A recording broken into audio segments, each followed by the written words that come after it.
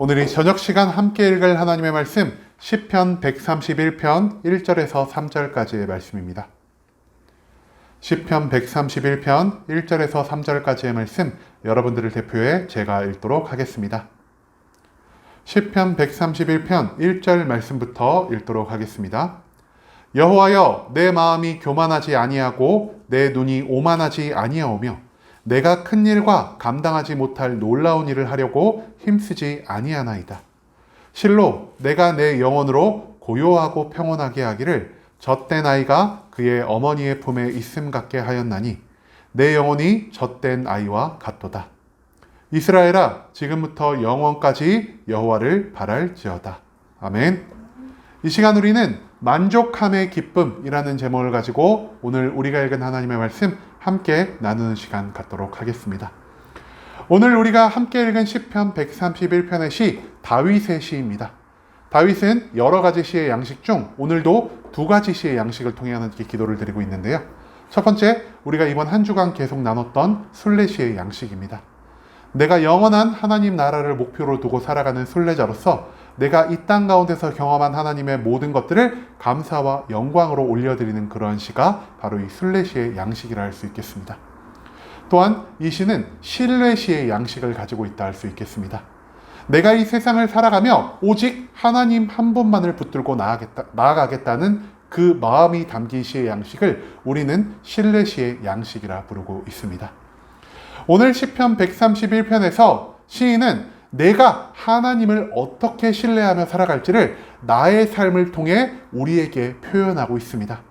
그렇다면 과연 시인이 자기의 삶의 자세를 통해 어떻게 하나님을 신뢰하는 것을 표현하고 있는지 오늘 우리 본문 말씀 한 절 한 절 찾아보며 함께 알아가는 시간 갖도록 하겠습니다.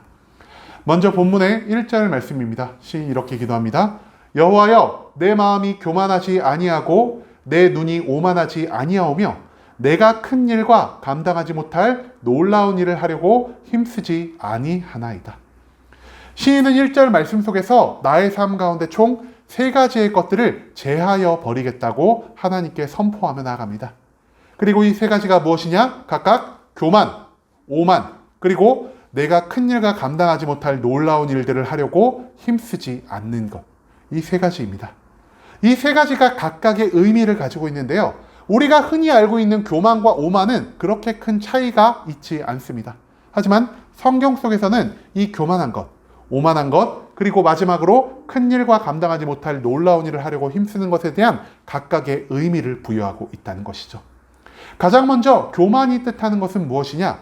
내가 가진 능력 이상의 것으로 나 스스로를 평가하는 것. 그것을 성경은 교만이라 말하고 있습니다. 즉, 내가 할 수 있는 것은 10의 능력밖에 없는데 내가 내 자신을 20이나 30이나 100 정도로 평가하며 나아갈 때 성경은 그런 사람을 교만한 자라고 평가하고 있다는 것이죠. 그렇다면 오만은 무엇일까요? 오만은 오직 영광 받으실 하나님께 영광을 돌리지 않는 모든 삶을 성경이 오만이라 표현하고 있다는 것입니다. 하나님께 영광을 돌리는 것이 아니라 나 자신에게 영광을 돌리는 것. 하나님께 영광을 돌리는 것이 아니라 이 세상이나 또 다른 사람에게 영광 올리는 것을 성경은 오만한 자다라고 규정하고 있다는 것이죠. 마지막으로 큰 일과 감당하지 못할 놀라운 일을 하려고 애쓰는 것. 이것은 무엇을 의미할까요? 내가 내 능력을 초과하는 일을 소망하거나 내 능력 바깥의 일을 이루려 애쓰는 모든 삶의 행동들을 성경은 큰 일과 감당하지 못할 일을 위해 애쓰는 어리석은 행동이라고 규정하고 있다는 것입니다. 이 3가지는 모두 하나님이 미워하시고 하나님이 죄악으로 구분하신 것들입니다.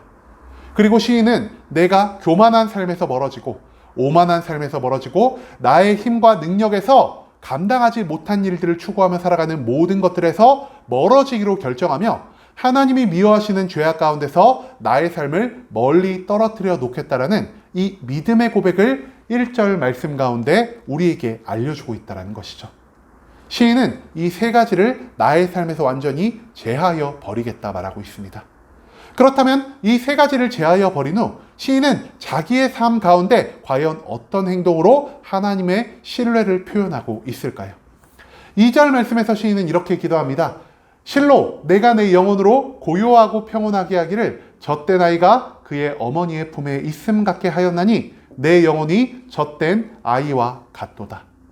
시인은 내가 하나님을 온전히 신뢰하는 삶의 모습을 총 3가지의 것을 하겠다라고 말하며 우리에게 알려주고 있습니다.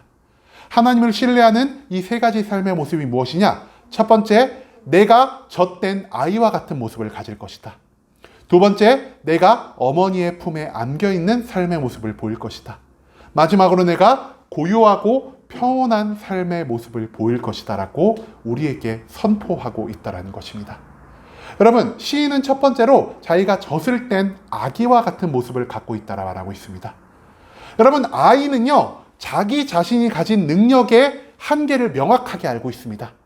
어머니의 가슴에 젖이 남아 있어도 아이는 배가 부르면은 내 배가 터질 때까지 젖을 먹지 않는다는 것이죠. 하나님이 자기에게 주신 능력의 한계, 나의 인간적인 연약함의 한계를 시인은 온전히 알고 있는 자였습니다. 그렇기 때문에 내 한계에 넘어가는 것을 구하지 않고 나의 한계의 분량만큼만을 추구하며 살아가는 것이 바로 나의 삶의 모습이라는 것을 시인은 지금 젖을 뗀 아이의 모습으로 표현하고 있다는 것이죠. 두 번째로 시인은 어머니의 품에 안겨 있는 것 같은 아이의 삶이 나의 모습이라 말하고 있습니다. 여러분, 내가 누군가의 품에 안겨 있다는 것은 무엇을 의미하는 걸까요? 내가 그 사람을 사랑하고 내가 그 사람을 온전히 믿을 때 내가 그 사람의 품 안에서 아무런 저항 없이 안겨 있을 수 있다는 것을 우리는 기억하며 나가야 합니다. 시인이 어머니의 품에 온전히 안긴 것 같이 살아간다는 것은 시인이 마치 하나님을 어머니같이 여기고 있으며 내가 하나님을 사랑하고 하나님의 품 안에서 온전한 평안을 누리며 살아가는 존재가 바로 나라는 것을 우리에게 알려주고 있다는 것이죠. 마지막으로 시인은 고요하고 평안한 삶을 추구하고 있습니다. 고요하고 평안한 삶은 무엇을 의미하는가? 내가 하나님께 불평하거나 하나님께 원망하지 않는 삶을 말한다는 것입니다. 내가 나의 가진 모든 것에 만족하고 하나님이 나에게 매일매일 공급해 주시는 게 기쁨으로 그 모든 삶을 누리며 내가 하나님이 주신 모든 것 안에서 평안과 만족을 누리며 살아가는 것, 그것이 바로 고요와 평온의 삶이란 사실을 우리가 기억하며 나갈 수 있기를 소망합니다. 앞에서 시인이 포기하기로 한 이 3가지의 것들과 지금 시인이 이 2절 말씀에서 추구하고 살아가기로 한 이 3가지의 것이 완전히 일치한다는 것을 우리가 바라볼 수 있습니다. 첫 번째, 앞에서 교만에 대해 말씀드렸습니다. 교만은 나의 능력을 내가 가진 것보다 훨씬 높게 치부하는 것을 교만이라 말씀드렸죠. 그런데 여기서 젖된 아이라고 표현하고 있습니다. 나의 한계를 명확하게 알고 내가 누리며 살아가야 할 것을 완전히 아는 자의 삶이 바로 시인이 추구하는 삶이란 것이죠. 젖된 아이와 같은 삶은 교만에서 멀어진 삶을 의미하는 것입니다. 두 번째로 시인은 오만한 삶에서 멀어지려 하고 있습니다. 오만한 삶, 하나님을 인정하지 않고 하나님을 사랑하지 않기에 하나님께 영광을 돌릴 수 없는 삶의 모습을 의미합니다. 하지만 2절에서 시인이 무엇이라 말하죠? 나는 어머니의 품에 안겨 있다. 하나님을 사랑하고 하나님을 믿고 하나님을 신뢰하기 때문에 내가 하나님 품에 온전히 안겨서 나의 삶의 모든 감사와 영광을 하나님께 올려드리고자 하는 이 오만에서 멀어진 삶을 시인은 지금 추구하고 있다는 것입니다. 마지막으로 시인은 아까 말씀드린 것처럼 나의 능력을 추구하는 일, 나의 힘에 버거운 일을 추구하며 살아가는 것이 아니라 하나님이 나에게 주신 모든 것에 만족하고 내가 가진 모든 것들을 온전히 누리며 살아가는 고요하고 평온한 삶을 살아가고 있다는 것을 우리가 이 말씀 가운데서 발견할 수 있다는 것이죠. 내가 나의 부족함을 인정하고 하나님을 사랑하며 하나님이 나에게 주신 모든 것에 만족함으로 나아가는 삶, 그것이야말로 하나님이 진정 기뻐하시는 성도의 삶이자 내가 하나님께 보일 수 있는 최고의 신뢰의 표현이라는 것을 시인은 지금 1절과 2절의 이 말씀을 통해 비교함으로 우리에게 알려주고 있는 것입니다. 마지막으로 시인은 3절 말씀에서 이렇게 말합니다. 이스라엘아, 지금부터 영원까지 여호와를 바랄지어다. 시인은 나 혼자만 이런 하나님을 향한 온전한 신뢰를 보이는 삶을 살아가기를 원치 않습니다. 내 주변에 있는 모든 이스라엘 백성이 과거의 나의 모습처럼 교만함을 보이고 있고 오만함을 보이고 있으며 내가 감당하지 못할 모든 것들을 추구하며 살아가기 때문에 그들이 이제는 완전히 변화되어 나처럼 하나님 한 분만으로 기쁨을 얻고 하나님이 주시는 모든 것에 만족함을 살아갈 것을 요청하고 있다는 것이죠. 나 혼자만 하나님을 신뢰하는 것은 부족합니다. 이 세상의 모든 사람들이 하나님을 신뢰함으로 하나님께 감사와 영광의 찬양을 올려드리는 것, 그것이야말로 시인이 진정 원하는 하나님의 참된 성도의 삶이라는 것을 우리가 이 3절 말씀을 통해 발견할 수 있게 되길 소망합니다. 여러분, 우리는 지금 내가 가진 모든 것에 기뻐하고 만족하며 살아가고 있으십니까? 우리는 내가 가진 것에 좀처럼 만족하지 못하는 존재들입니다. 내가 하나를 가졌다면 2개를 더 원하는 것이 사람이요, 내가 10개를 가졌다면 100개를 더 원하는 것이 사람이라는 것이죠.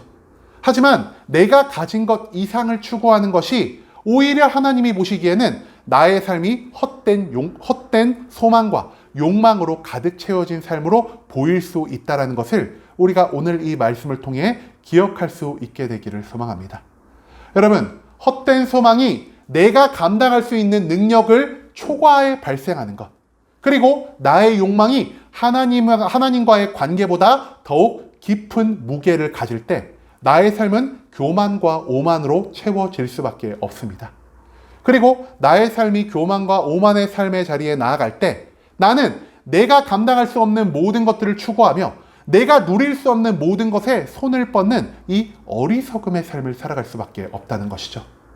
그리고 내가 감당할 수 없는 모든 것들을 추구하고 내가 감당할 수 없는 모든 것들을 내가 누리려 살아갈 때 절대로 나의 삶 가운데는 진정한 행복이, 진정한 평안이 찾아오지 못할 것입니다. 그리고 나의 삶 가운데서 행복과 평안이 멀어졌다는 것은 곧 내가 하나님의 인도함 가운데서 온전히 살아가지 못한다는 것을 의미한다는 것이죠. 여러분, 개인적인 삶에 만족한다는 것은 하나님이 나에게 주신 것이 내가 감당할 수 있는 것, 하나님이 나에게 주신 것이 나에게 지금 가장 필요하고 완전한 것이라는 사실을 인정하면서부터 시작하는 것입니다. 하나님이 기뻐하시는 삶은 내가 나의 신앙생활을 담보로 삼아 나의 모든 소망을 하나님께 요구하는 것, 그것을 원치 않는다는 사실을 우리가 오늘 말씀을 통해 기억할 수 있게 되기를 소망합니다. 하나님이 주신 것에 만족하며 하나님과 맺은 이 관계 속에서만 진정한 기쁨을 누리며 나아갈 때 나는 하나님이 예비하신 모든 것들을 온전히 누리며 살며 세상이 줄 수 없는 기쁨과 평안 가운데서 나의 삶을 살아갈 수 있다는 것을 우리가 기억할 수 있게 되기를 소망합니다. 우리는 지금 욕망의 삶을 추구하고 있습니까? 아니면 만족의 삶을 추구하고 있습니까?